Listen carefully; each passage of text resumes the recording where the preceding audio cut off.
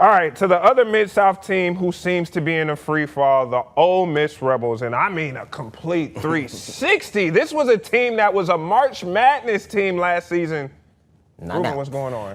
Now we got to the point where March Madness is pretty much, I don't even know, you can talk about it with this team at this point. It's just, can you win a game? It's becoming to the point where you're just trying to figure out when the bleeding's going to stop and when actually, and I think that a lot of people already are, moving on to another sport at this point in time. Well, you know, like you said, you got to give some props to Coach Yo. Man, she if you're going to talk about basketball. Won a big one Tuesday night against Tennessee. That's a big I know, win. right? Had the coaches salty, not wanting to do the handshakes and everything. So joining us for our weekly discussion on all things Ole Miss, you can't talk Ole Miss Athletics without him. He's the host of the Locked On Ole Miss podcast, which you can catch right here on the 24 Plus app, YouTube, or anywhere you get your podcast. Welcome again to the program, Mr. Steven Willis. Hello, Steven. How are you going? How's it going, gentlemen? I'm telling you, Cody McMahon, 39 points. Big. Stephen A. Smith in Oxford tonight. This Thursday for the LSU game. At least there's some hoops excitement somewhere. Coach O's doing a great job. Yeah, Coach Yo, before we get on to the other stuff, I do think we should all take a second and give Coach Yo her props for what she's been able to do with that program. Yeah. And that the win against Tennessee isn't like the biggest win they've ever had by any means, but I think it was a very substantial win given the climate of women's college basketball right now and all the conversation around schools like Tennessee. So hats off to Coach Yo and what she's doing. Especially now you're going to get to host some postseason games. There's going to be some more postseason down in Oxford. Hopefully. All right, so Stephen, at the time of this recording, let's talk about the men's. 7 straight losses, 11-14 overall, defense collapsing, rival loss at home. I think this is identity crisis territory. Yeah, it's not a good situation at all. It's one of those things where you see them play together. Whenever they play well, they play really well. They just can't put those spurts together for more than a couple of minutes at a time. And their valleys that they go into are, you can't really come back from it. Mm-hmm. I mean, we talked about the game against Texas last time I was on this. Ole Miss gave up 2 14+0 runs over the course of that game. And you can't do that in the SEC. And it's one of those things that you're going to hire a general manager. You've got to evaluate better in the transfer portal because, listen, we can talk about the portal all the time. The reality is high school is still the preferred method to build people because there's more volatility in the transfer portal game because if you miss an evaluation or two, you got a major hole in your team. And I think that's what happened this year. Not only do you have a major hole in your team, you have a major hole in your budget because you just spent millions of dollars on people who are not producing, and now your fans are frustrated because they know you've spent millions of dollars on people who aren't producing. So to your point, I really hope that all of this, and this isn't just happening at Ole Miss, guys. This is happening at UCLA. This is happening at Kansas State. I mean, you're seeing it happen across the country where coaches are saying, I'm tired of these guys who aren't invested. They're taking the paycheck and not producing, which is what they expect. So I wouldn't be shocked to see a push in the next couple of years to more high school recruiting, still building a foundation and then plugging holes with transfer portal kids. I think what Deion Sanders at Colorado's doing, I think that's going to take hold. That'll be the first step, and that is where fines are actually a part of what's going on, to where there's a financial incentive. If you can't buy into the tradition, to the school, all of the stuff that make fans, we get it. You're making money now. There's a mercenary aspect of this. We're going to get our way another way, and that is through fines of performance. Steven, you missed we were just kind of basically talking about that with Memphis because Penny, he's basically been finding guys. The big guy for the Tigers basketball team, Aaron Bradshaw, he was a big-time player for the Tigers, and they spent a lot of NIL money on him, and he's been finding. So, I mean, I think since we're on the topic of high school, now when it comes to Memphis, we talk about the local products and Penny recruiting locally, but I don't know if you can say the same thing for Oxford because Oxford definitely isn't as big as Memphis. So for Coach Beard, he has to kind of go a little bit wider. I don't think that the best high school talent in Mississippi is enough to win in the SEC. What do you think, Steven? Yeah, the numbers have gone down. Jackson used to be a hotbed back in the day. But what Ole Miss has to do is the same thing that Mississippi State has to do, the same stuff that Alabama has to do, is you make a 4-hour halo around your campus, and you need to try and cobble together as many high-level recruits as possible. That'd be Memphis, Jackson, Birmingham, Nashville, that area. If you can get 1 or 2 players from there, and the rural parts of Arkansas and Mississippi, those random players that pop up, you can have the stay-at-home team that you want.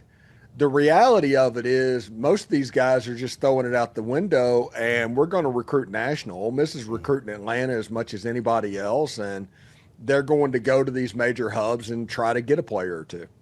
It's going to take a little bit before they right the wrong on this thing, but hopefully we're on that path at least. Let's get back to what's happening at Ole Miss right now, which is losing. How frustrating is it for the fan base? Especially you're coming off a phenomenal football season, right? And high expectations of basketball. How frustrated are the fans? They are frustrated. I'm not going to say they're not frustrated. They legitimately are frustrated, but I think it does help that football season ended less than a month ago, and the Trinidad thing ended the day before baseball season. And I think that helps a little bit as far as the hand-wringing of what's going on. Otherwise, it would have been what's happening on January 20th. People are getting upset about it because it's the only news story that is out there. With everything else, it's like, oh, my goodness, Ole Miss is 3-9 in the SEC right now. I guess that's not bad. I mean, Ole Miss baseball is taking on Jackson State or Missouri State. I guess we can do that. Or Coach Yo is actually turning up as well. So I don't know if they're as frustrated as they would have been if football wouldn't have been so great this season, if that makes sense. I agree with that. Now, we talk about the fans, but obviously it's the players that play. And I have a locker room question. Do you think these players are still bought in? Because it seems like it's just been a morale drop in February, which is crazy because, February is supposed to be the month of love with Valentine's Day, but these guys, it doesn't seem like they're having fun out there.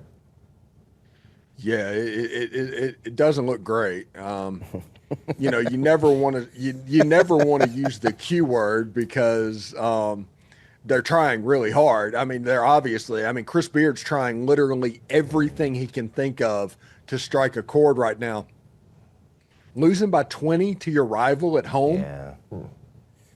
a team that you beat a month earlier on their floor. I mean, something's going on. Something's happening. Listen, there's no leader on this team. When you look at it, it should be Ilias. I mean, he's the guy that should be a leader. Malik Diaz is not a leader on this team. There's no Jalen Murray. There's no Sean Padula. There's no Matthew Morrell and Jamin Brayfield. That was a heavy leader-led team last season. After the Mississippi State game, if you watch the press conference, they asked, what do you want to do? How does it feel? Or something like that. And Chris Beard does this thing when the team plays really bad, all 5 of the starters have to go to the press conference. I noticed to take questions. I noticed that.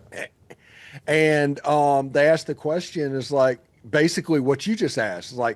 Is there something wrong? Is there any way to correct this? And it was just dead quiet for 10, 15 seconds. And then all of a sudden, Eduardo Klafke is the player that spoke up and tried to answer the question. And whenever a second-year player that just recently started making waves and coming into the scene is the one that is kind of jumping on that leadership grenade, that kind of spoke a good bit. Yeah, I was going to say that when you'd expect your point guard, first of all, to be the first person popping up saying we're going to fix this, and then whatever senior leadership you have at that point in time. You won't say it, maybe you don't want to say it, but I'll say it, or I'll at least ask the question that I think a lot of people ask at this point in time whenever their team is struggling like this, is when you have a lot of Siri's trying to talk to me. When you have a lot of first-year transfer portal type kids, how many of those kids are checked out just waiting for portal season so they can move on to their next spot because this hasn't panned out the way they thought it was going to? That's kind of the fear, I think, don't you think?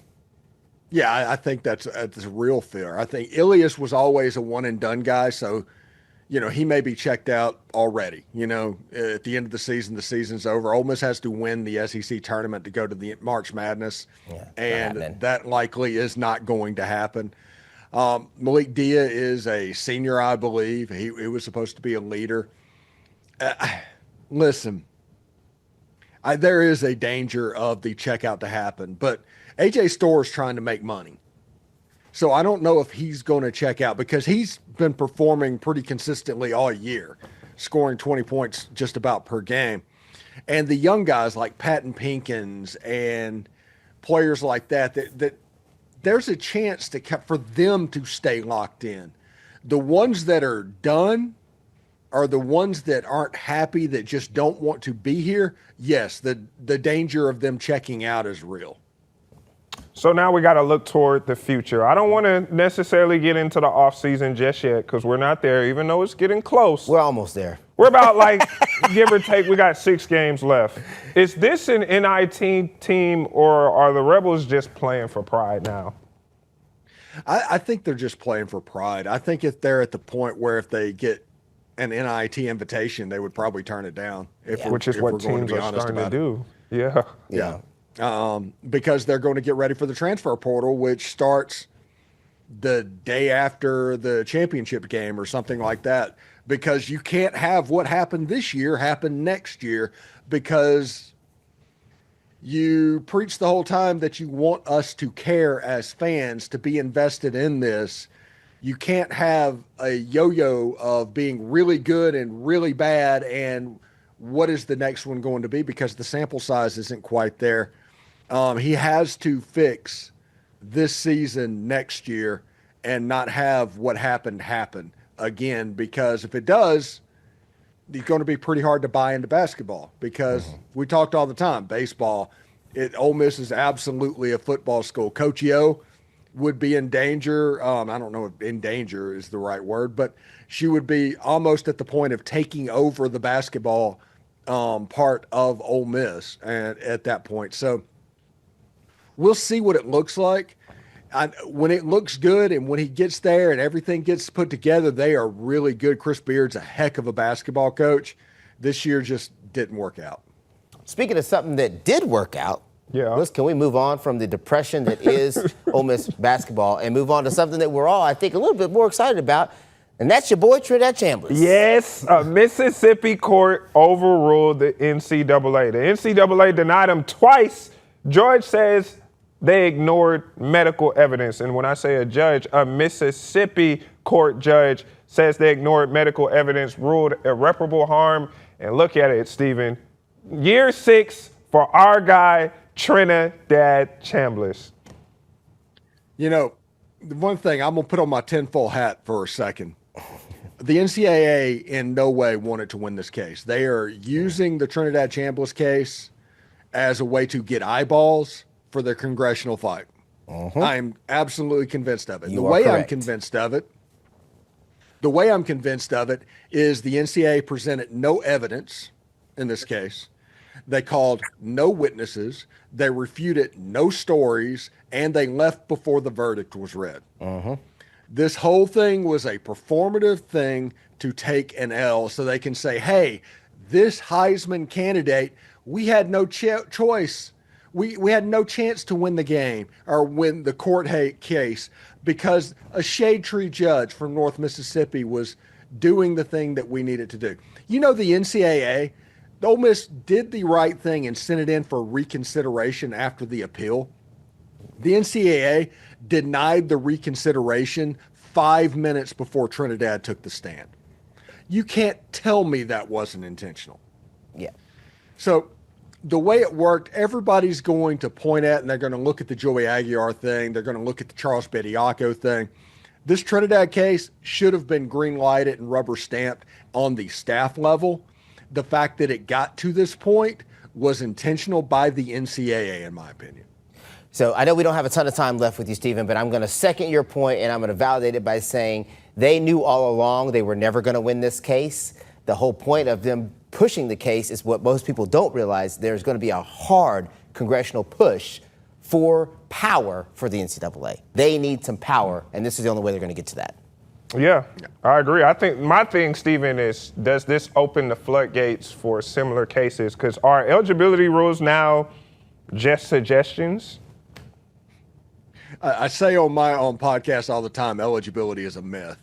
And on one hand, the NCAA is fighting Trinidad getting a sixth year of eligibility. On the other hand, the day before, they just gave somebody the ninth in their career. Yeah. So eligibility is just a myth at this point. Yeah. It's like, get ready to learn LinkedIn, buddy. So it's absolutely crazy. Eligibility is kind of a myth, but as long as we're in this environment, you gotta play the margins all over the place. And Trinidad, in my opinion, did the right thing because it never should have gotten to this point. All right, Steven, I know we got to let you go. We're about to run out of time. Thank you so much for all of your knowledge. I know we have so much more we could talk about, but we're out of time. Yeah, Steven, real quick before we let you go, let the people know what you're working on.